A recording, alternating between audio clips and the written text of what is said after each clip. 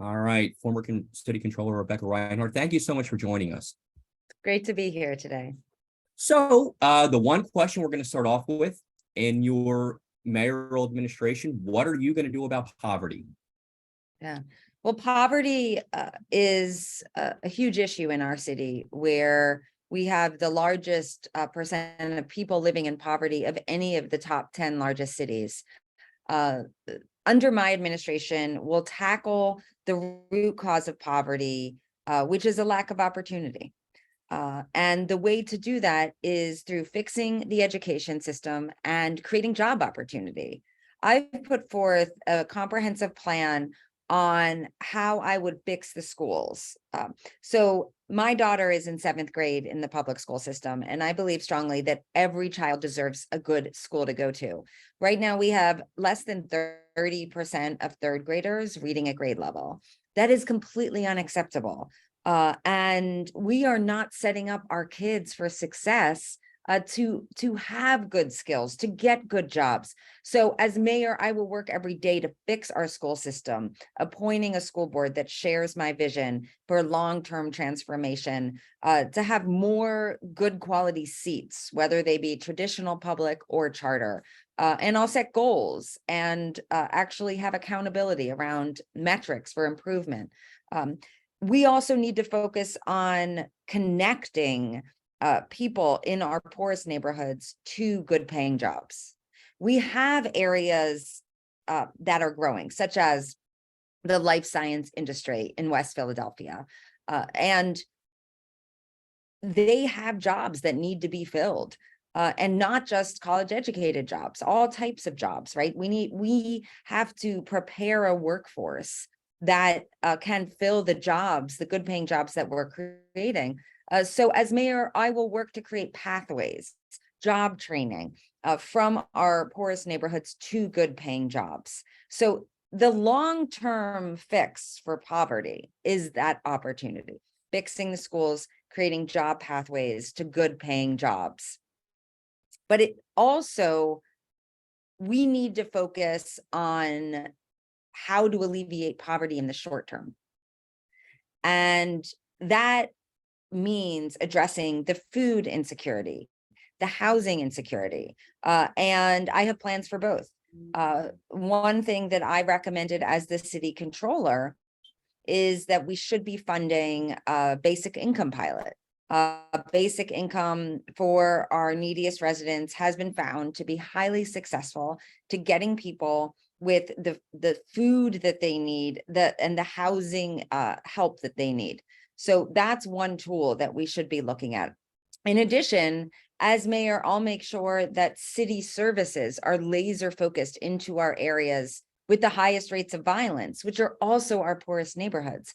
And this didn't just happen one day that certain neighborhoods had issues. It's because of decades and decades of disinvestment and racist government and private sector policies. And in order to fix that, we have to be very intentional to provide the services that our neighborhoods need to rise.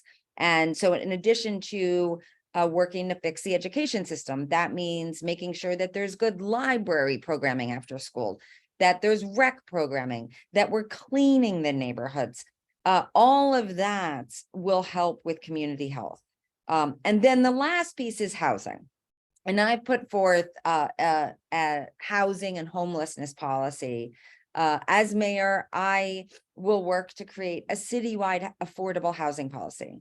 We have 8,500 vacant properties and lots that are owned by the city. We need to create affordable housing with that housing stock that is deteriorated and owned by the city. You know, as city controller, I had my office map some of those properties, and I drove through some blocks in West Philly where there were boarded up homes and the city owned them. So we need to use the existing housing stock that we own to create affordable housing. And I believe that we should be looking at rent subsidy in neighborhoods that have rising rents that are gentrifying, to make sure that we can help people stay in their homes. All of that is part of combating poverty. So poverty reduction is weaved into every plan that I have when I become mayor to tackle this issue, both short-term and long-term. All right, Denise, you want to start? Sure.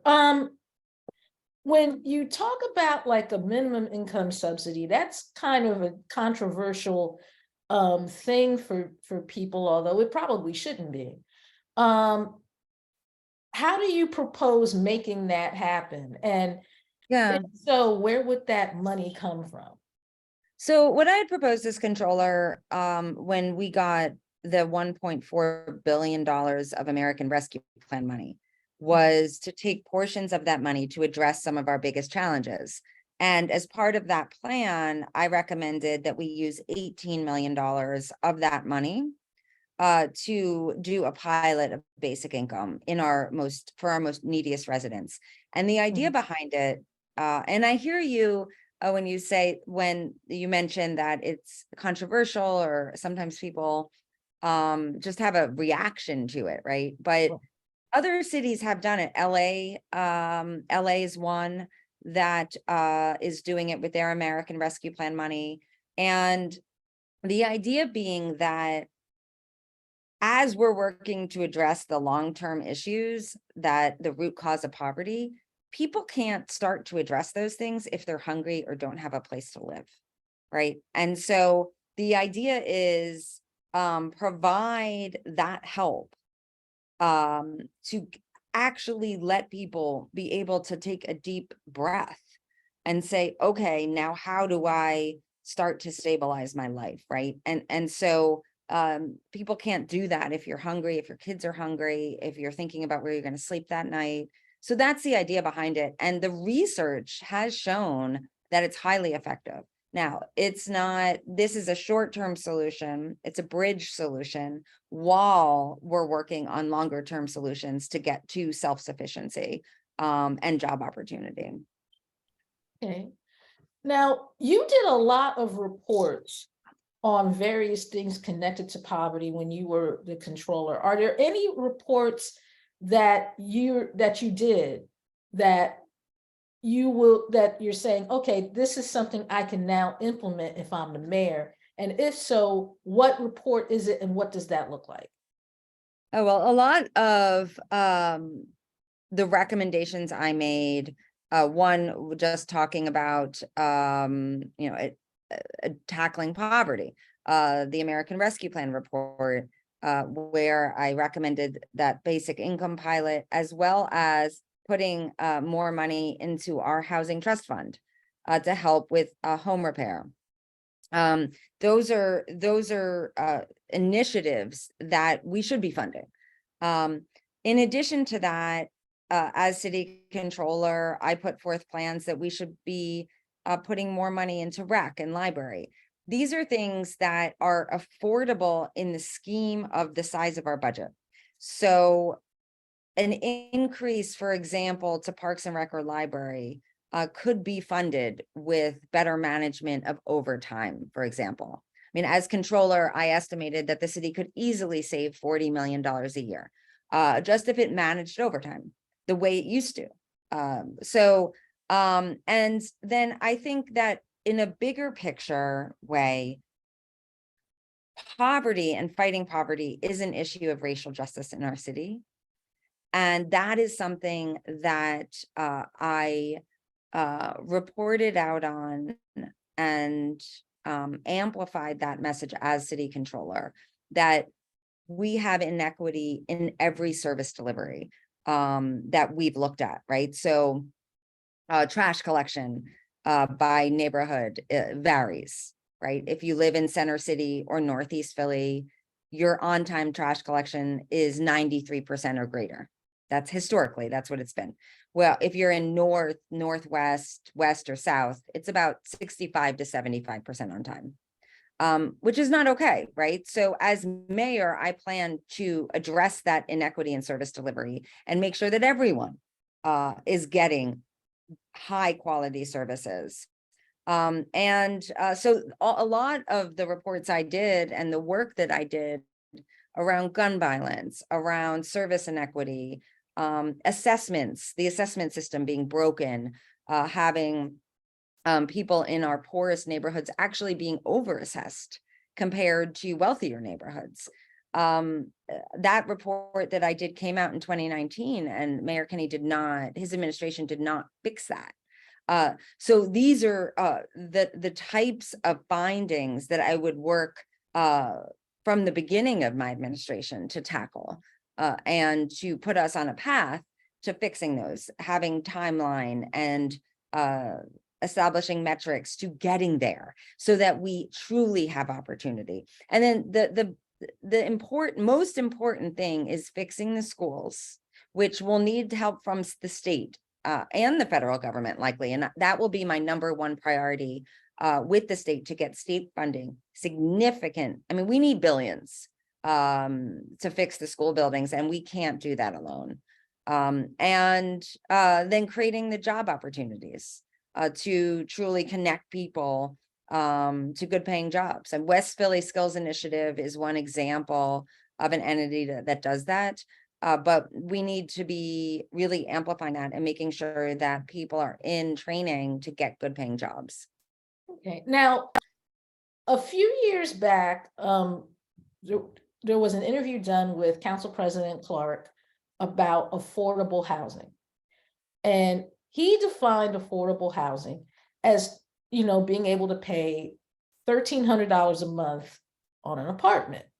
Now, if you're making minimum wage, I don't know if that's necessarily affordable for you. So what I'd like to find out is, what is your definition of affordable housing? So first, the minimum wage should be increased, which I know is a state issue, but as mayor, I would advocate strongly. We should have $15 minimum wage in Pennsylvania and in Philadelphia.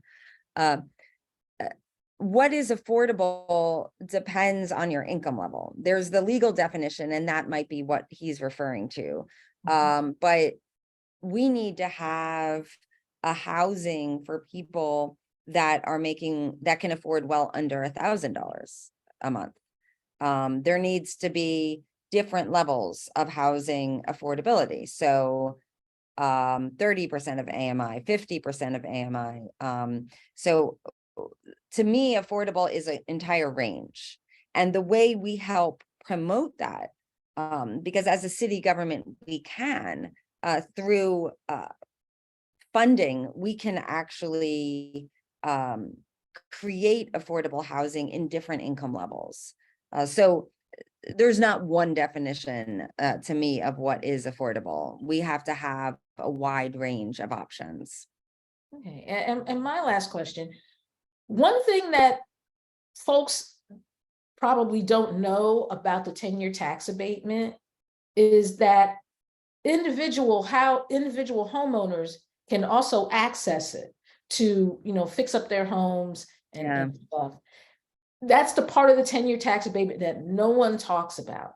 In a Rhynhart administration, what will you do to get that word out to people so that folks don't necessarily have to lose their homes due to not being able to afford to fix them, and so they can take advantage of this abatement as well? That's a great question. And one thing that I plan to do as mayor is to have significant outreach to our residents around the programs that the city offers that people don't know about. So you mentioned one, which is the tax abatement on improvements to your home. There's also the long-term owner occupied program and the senior tax freeze program. And many older residents don't know about these programs because the city doesn't do a good job advertising them. And most of the time, older people don't go online to find their information. So we need to reach them where they are. And one thing I proposed is a door knocking program in neighborhoods that are gentrifying, where property taxes are going up. We should be knocking on doors, telling people, longtime residents, here are these programs that are available to you. Longtime owner occupied program, senior tax freeze, the tax abatement program, if you need to fix up your house, and also basic home repair program through the Housing Trust Fund to help people stay in their homes. Because the only time that we're knocking on doors, I mean, it should not just be an election thing, right? We should be knocking on doors saying, we have these programs, we want to help you stay in your home. That's truly caring, because right now, people don't feel like the city government cares. And I want to change that and say, look, we want to keep communities together. We want to help keep you in your home. And here are the programs that are available to you. Okay, thank you. I'm going to give you back to Larry McGlynn, and you're listening to Hall Monitor on 106 WPPM 106.5. Thank you, Denise. So I think more than any other candidate, you have more experience with the budget. Mhm. This year, $6.1 billion operating budget. When you put the capital budget on there, it's over 10 billion. Are there ways to use the power of that budget, still maintain city services, but also sort of make for every dollar like a double investment in long-term and short-term anti-poverty solutions? Does that make sense? Does that It articulate does. I think we Okay. need to be more strategic Mhm. with our service delivery. And that's about operating the city better.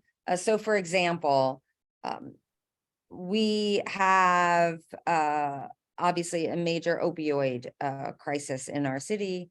And my plan for Kensington, which I've released, involves breaking up the open air drug market, but also providing compassionate care for those suffering from substance use disorder. We spend as a city $1 billion on behavioral health every year. We spend several hundred million on DHS. We spend over 100 million on public health and homeless service delivery.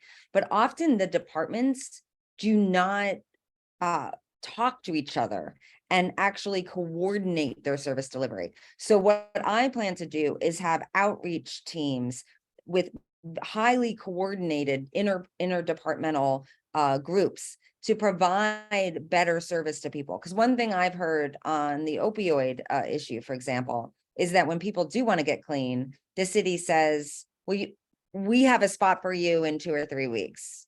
But you can't tell someone that's ready to get clean that. You have to take them right then and embrace them. So I would create rapid intake using existing city resources and services, but being more focused around how to solve the issues instead of just going like continuing in the way we do things, which is siloed and based on how we did it yesterday. City, by the time you or another candidate takes office, the city will still have a lot of the American Recovery Plan money that hasn't been spent yet. How would you, coming into office, look at that and say, okay, what can we do with this money? We have to spend it down soon. What do we do? Well, the way I would approach that would be to look at how much is left, what the status of the 5-year budget is in terms of shortfalls related to taxes, and then go back to the plan that I released, I think probably 2 years ago now, about how to best spend that American Rescue Plan money, and see what we can do out of that plan to be very strategic with anti-violence work, anti-poverty work, with economic development work. And this is all separate from the $1 billion that the school district got, of course. And I would be transparent. One thing I've said from when I was city controller is we should have a dashboard that shows where all this American Rescue Plan money is going, because it's a huge generational opportunity for the city of Philadelphia that right now is not being fully utilized. So I would look to do the things that I originally proposed, slightly with adjustments based on where the city is now financially. Okay. And I'd like to talk a little bit more about the housing plan, specifically about Sure. the buildings that the city already owns that could be renovated. Yeah. Can you give us a little bit more about logistically how that might work? In Yes. terms of, like, if we, if there's a house, who fixes it? How do we determine who gets it? That kind of thing. I think a lot of that needs to be worked out. But the idea, the concept would be that someone could develop it. Let's just say, like, I'm not going to say right now whether that's a community land trust, whether that's a private developer, that all of that needs to be worked out. But that a $250,000 house could be built with, let's say, like, right? The city could use some of the either American Rescue Plan money or housing trust money to pay down that mortgage so that the mortgage is only on $100,000, right? That's about $1,000 a month. That would allow many people that previously could not buy homes, that could not own their own home, to actually have home ownership. This is a proposal that I'm very interested in, because I think we could use our existing housing stock to actually encourage first-time home ownership and increase Black home ownership in our city, through very targeted subsidies related to home ownership. But we would have to work out through the details of it, but it would need to be a citywide plan that we look at the city holistically as we're building it out. Okay, last question for me. It is a cold day in January 2024. You have just been sworn in. It's your first week in office. What are the first things you're going to do in office to help alleviate poverty in the city? Well, first we have to get this city safe. And so day one, I would open the Emergency Operations Center to coordinate the city's response, not just with the police department, but with streets to fix lighting, and with library and rec and behavioral health to focus services very specifically into the neighborhoods most impacted by the violence, which are also the poorest neighborhoods. That would be day one. And then I would start working right away on the framework for fixing our schools and creating job pathways to help the people that need it the most in our city. I would be laser focused on it and would work from the very beginning to get that done. Okay, thank you so much. And I'm going to turn you back over to Denise Clay Murray. Yes, thank you so much for joining us today. We really appreciate it. And especially for, taking the time to talk to us about your response should you become mayor to the city's poverty issues, because frankly, we're kind of tired of Philadelphia being known as the largest city of its size with the highest poverty rate. So we're hoping that, maybe this will be the year that we actually start dealing with this seriously. So thank you. Absolutely. And I plan to do that. Thank you so much for having me on this morning. All right, thank you.